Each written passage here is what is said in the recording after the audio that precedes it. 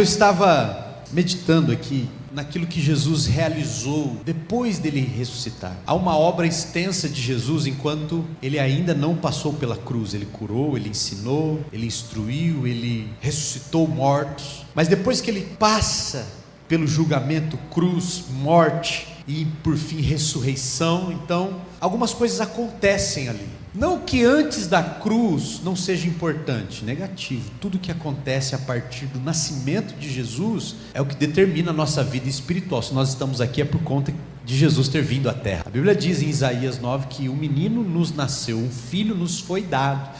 Ou seja, Jesus foi entregue a um povo e nós somos esse povo também. É fundamental aquilo que acontece entre o nascimento e a cruz, entre os 30 anos e os 33 anos e meio de Jesus, depois ele ser batizado também. Mas aquilo que vai de verdade impactar a sua vida hoje é o tempo que nós estamos vivendo agora. E qual é esse tempo? É buscando um Jesus que ressuscitou dentre os mortos, vivo está e fez uma promessa: vou estar com vocês todos os dias até a consumação dos séculos. E o texto de Hebreus, no versículo 16 mesmo, diz assim: aproximemo-nos do trono da graça com toda a confiança, porque existe um trono chamado trono da graça, onde Jesus está sentado nele. Não o Jesus ferido, não o Jesus com uma coroa de espinhos na cabeça, ainda com as mãos furadas, ainda com os pés furados, mas já em glória, assentado num trono chamado trono da graça. Esse é o nosso Jesus.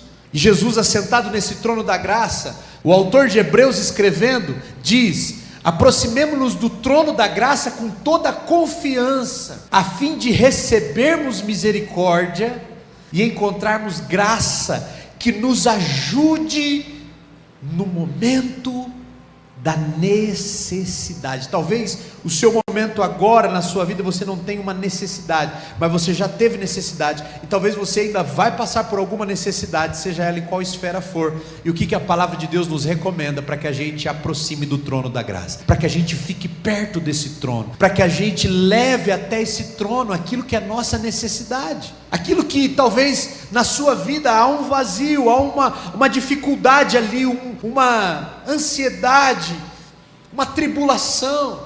E olha só, irmãos, uma boa conversa pode resolver ou evitar muitos conflitos. Às vezes você ligar para alguém, para um parente, para um irmão, para o pai, para o filho, às vezes você sentar numa mesa, conversar, pode resolver muitos problemas. Uma boa conversa evita conflitos.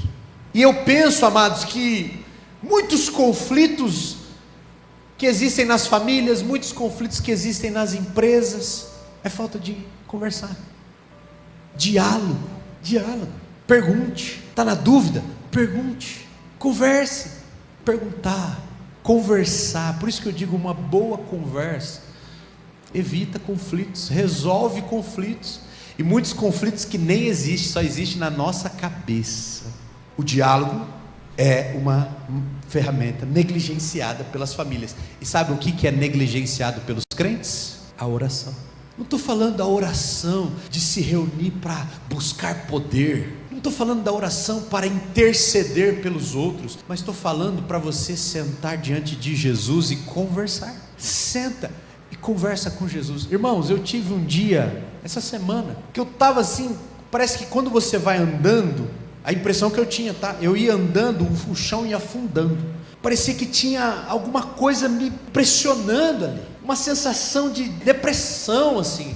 Aí eu olhava para um lado, estava tudo ruim aqui, estava tudo ruim ali. Eu falei, peraí. Entrei no meu quarto de oração, fechei a porta, sentei, falei, o Senhor está aqui, né? Parece que eu podia ouvir. O tempo todo eu estou aqui. Eu falei, o Senhor viu o meu dia? Ele falou, desde o começo. Eu falei, eu não sei o que está acontecendo. E era possível sentir assim, irmãos, Jesus, o Espírito de Deus, a presença de Deus ali, o Senhor falando, não precisa dizer nada, só deita aqui. E amados, não foi 5 minutos, eu acho, parece que o meu coração estava de ponta cabeça, virou assim. Eu abri a porta cantando, brincando lá em casa. E aí o Senhor falando no meu coração assim: é só uma conversa. E eu pensei, eu preciso dizer isso para a igreja. Talvez, irmãos, você está afundado nas suas tribulações, tão afundado que você não consegue dar um passo, não dá nem para sair do lugar. Você está andando na terra com a gravidade de Júpiter, você não consegue levantar os pés, tudo te puxando, te trazendo para o chão, seu coração já virou de ponta cabeça. Conversa com Jesus, não negligencie. Irmãos, é oração que eu estou falando, mas é mais do que oração, é conversa com Jesus. Ele está com você todos os dias, foi a promessa que Ele declarou. Não foi antes de morrer na cruz, foi depois de ressuscitar ao terceiro dia. Ele disse: eu vou estar com vocês todos os dias. João capítulo 20, 3 diálogos, 3 conversas que Jesus teve depois de ressuscitar. Versículo 14, João 20, 14. Nisso ela se voltou e viu Jesus ali, em pé, mas não reconheceu. 15. Ele disse: mulher, por que está chorando? Quem você está procurando? Pensando que fosse o jardineiro, ela disse: se o Senhor levou, diga-me onde colocou e eu o levarei. Versículo 16. Maria, disse Jesus. Então, voltando-se para ele, Maria exclamou em hebraico: Rabone, que significa mestre. Era como se ela dissesse: mestre. Jesus disse: não me segure, pois ainda não voltei para o Pai. Vá, porém, aos meus irmãos e diga-lhes: estou voltando para o meu Pai e o Pai de vocês, para o meu Deus e o Deus de vocês. Versículo 18. Maria Madalena foi e anunciou os discípulos, dizendo: eu vi o Senhor. Então contou-lhes o que lhe dissera. Irmãos, Maria estava chorando, angustiada, agoniada, sem saída, talvez perdida, e a prova disso é que ela vê Jesus, mas não reconhece que é Jesus. Alguém diz: mas ele estava com o corpo glorificado, mas ainda é Jesus. E no seu aterramento de angústia e de agonia, ela olhava e não reconhecia o Senhor, até que Jesus disse para ela: Maria. Olha, Maria, sou eu, Maria. Ela olhou e viu, ela conversou com o Rabone, com o mestre. Jesus é mestre, irmãos.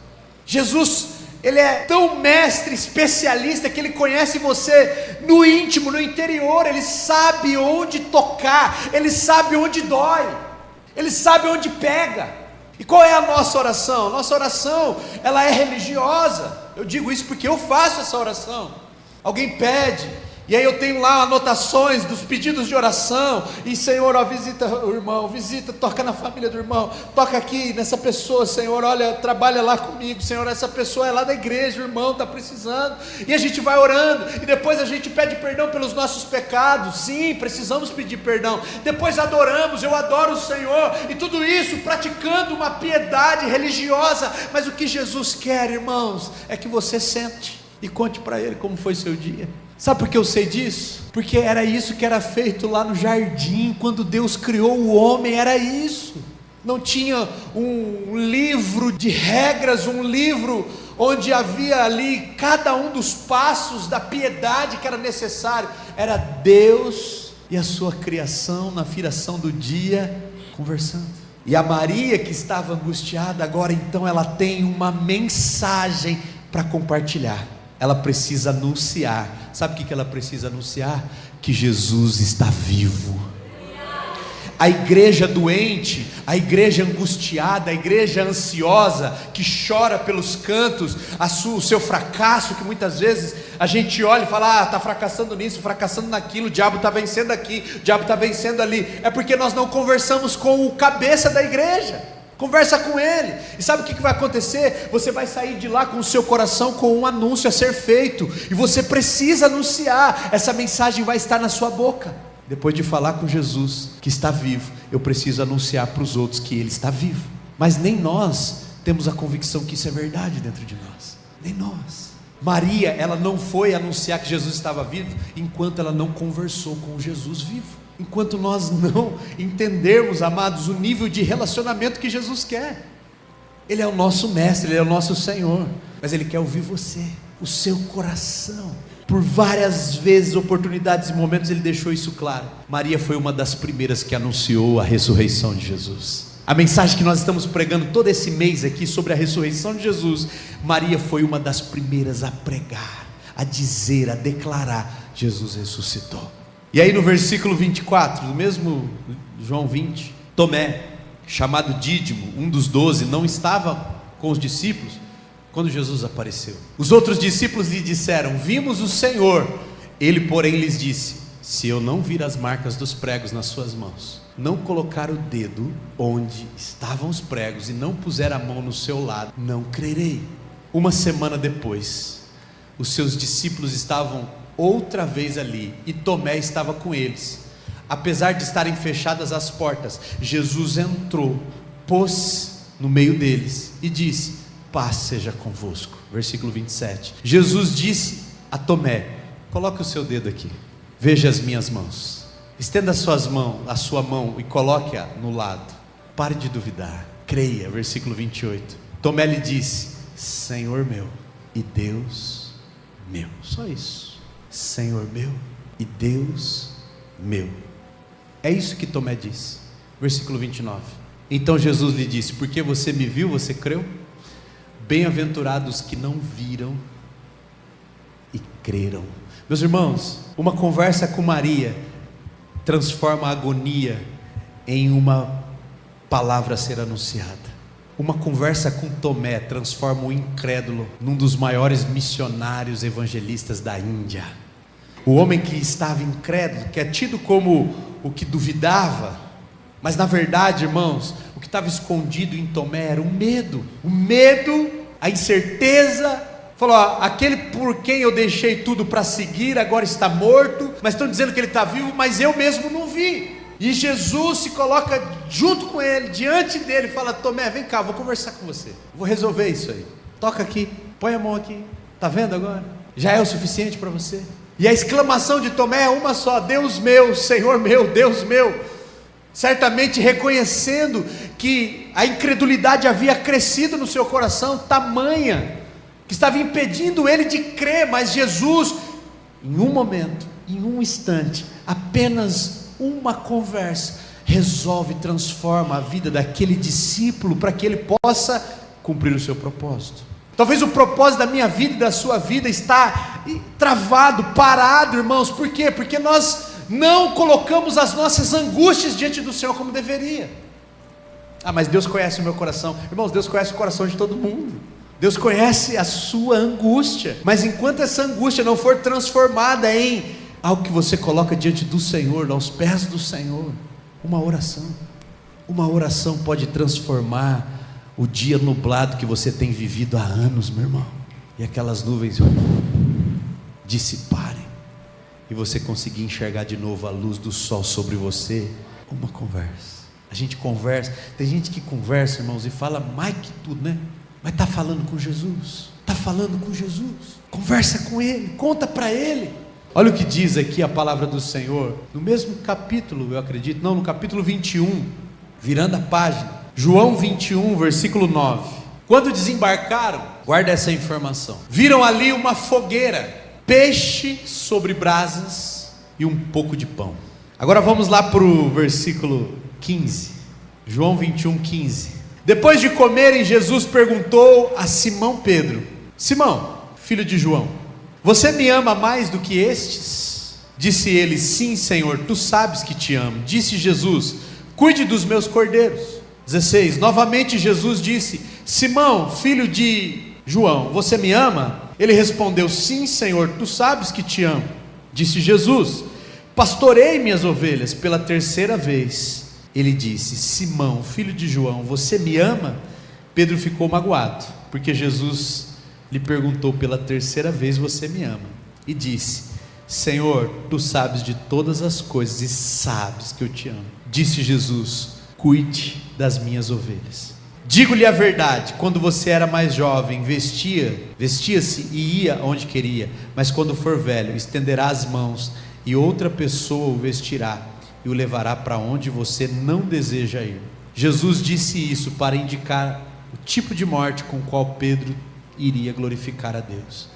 E então lhe disse: siga-me. Pedro foi o homem que negou Jesus. Ele não o traiu como Judas, mas ele negou, dizendo que não conhecia Jesus. E a cena da negação é Pedro, numa noite fria, vendo Jesus passar algemado, e diante de uma fogueira, esquentando as mãos, as pessoas que estão do lado olham bem para ele e falam: você não é um dos que segue ele, não? E é nessa hora que Pedro, talvez na sua culpa, no seu medo, na sua incredulidade, na sua fraqueza, ele responde: nunca vi ele, não sou não, nunca vi ele, não sei quem ele é. Por 3 vezes então Pedro nega Jesus, e Jesus já ressuscitado, morreu, venceu a cruz, ressuscitou, e agora Jesus já ressuscitado encontra com Pedro, mais uma vez uma fogueira diante deles, e agora Jesus pergunta para ele por 3 vezes, e por 3 vezes o homem que negou Jesus, agora ele afirma que o ama. Em outra condição é verdade, em outra situação é verdade, mas ele aqui então ele expõe o seu coração: Senhor, eu te amo. E a preocupação de Pedro é que Jesus talvez não acreditasse no que Pedro estava dizendo. Por que perguntar a mesma coisa por 3 vezes? E por que uma fogueira? Por que 3 perguntas? Porque Pedro, diante de uma fogueira, também negou Jesus 3 vezes, mas agora diante da mesma fogueira, o mesmo cheiro de fumaça, Jesus cura a culpa, e ele então pode declarar: Senhor, eu te amo. Senhor, eu te amo. Senhor, pela 3ª vez, eu te amo. E uma conversa com Jesus, irmãos, não foi uma oração, não foi um barro que Jesus fez e passou sobre a cabeça do Pedro. Jesus não teve nada extraordinariamente grande aos olhos dos homens, mas foi uma conversa. E sabe quem sai dali? O homem que se levanta para liderar a igreja, o próprio Pedro, agora com o coração livre da culpa, livre dos pesos, livre das amarras, livre da vergonha que ele sentia ao olhar Jesus. Fala: meu Deus, o homem que eu neguei ali, e ressuscitou. Quando Jesus manda chamar os discípulos, ele fala: manda chamar os discípulos e a Pedro, para que Pedro, na sua ignorância, não se sentisse excluído e dissesse: eu neguei Jesus, eu não vou não. Mas Jesus fazia questão de chamá-lo, porque Jesus queria conversar com ele. Irmãos, Jesus quer conversar com você, Ele quer ouvir você, Ele quer falar com você. E quando Ele fala, olha só o que a palavra do Senhor diz em 1 Pedro 5, versículo 6. O mesmo Pedro que negou Jesus e agora se coloca diante de Jesus com um amor sacrificial. Ele diz: portanto, humilhem-se debaixo da poderosa mão de Deus, para que Ele os exalte no devido tempo. Versículo 7. Lancem sobre Ele toda a sua ansiedade, porque Ele cuida de vocês. Amém, meus irmãos? Glória a Deus. Sabe o que mudou a vida de Maria, a vida de Tomé, a vida de Pedro? Não foi uma conferência, pactados, imersão não sei das quantas, não foi o destino, legendários, não foi um evento, não foi um culto de ceia, um culto especial de Páscoa. Sabe o que mudou a vida de Maria, de Tomé e de Pedro? Não foi um milagre extraordinário, não foi Jesus colocando as mãos sobre eles, não foi Jesus fazendo do barro um novo órgão para o seu corpo. Foi uma conversa, foi uma oração. E uma oração pode mudar a sua vida, meu irmão. Pode mudar todo o destino da sua vida, que estava indo para uma direção não muito legal. Mas uma conversa com Jesus pode colocar tudo em equilíbrio novamente, as coisas no eixo. A mulher desesperada, chorando para encontrar o corpo de Jesus, ela recebe o destino e passa a anunciar. O homem incrédulo que estava com medo, só queria crer a partir daquilo que ele pudesse ver e tocar. Uma conversa com Jesus muda o destino e ele retoma a sua caminhada e se torna um grande evangelista na Índia. E o homem afundado pela culpa, com medo, fugindo de Jesus, ele agora em uma conversa é resgatado, é perdoado e toda a culpa tirada de lado. Uma conversa. Bastou para Maria ouvir o nome dela ser chamado pelos lábios de Jesus. Maria, bastou um nome ser dito pela boca de Jesus, tudo mudou para Maria.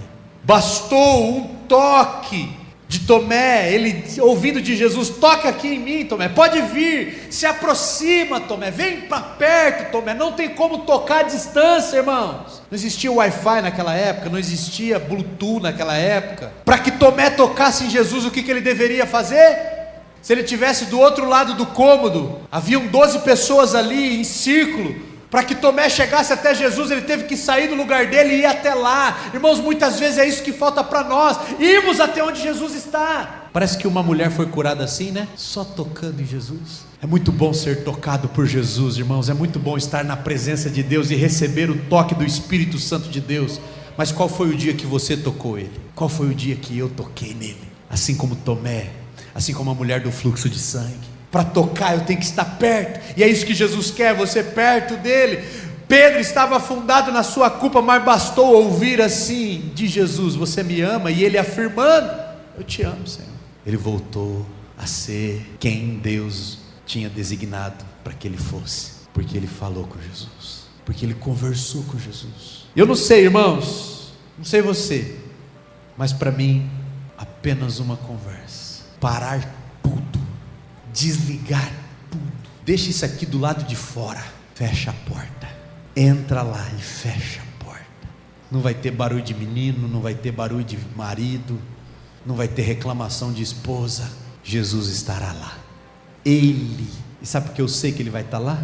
Porque Ele não está morto, Ele ressuscitou, e porque Ele prometeu que ia estar conosco todos os dias,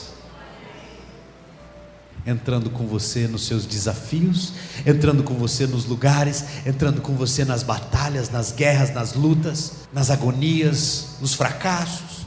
Porque tem o dia que nós pisamos, falhamos, fracassamos, negamos, mas Ele está lá pronto para conversar conosco novamente e realinhar as coisas.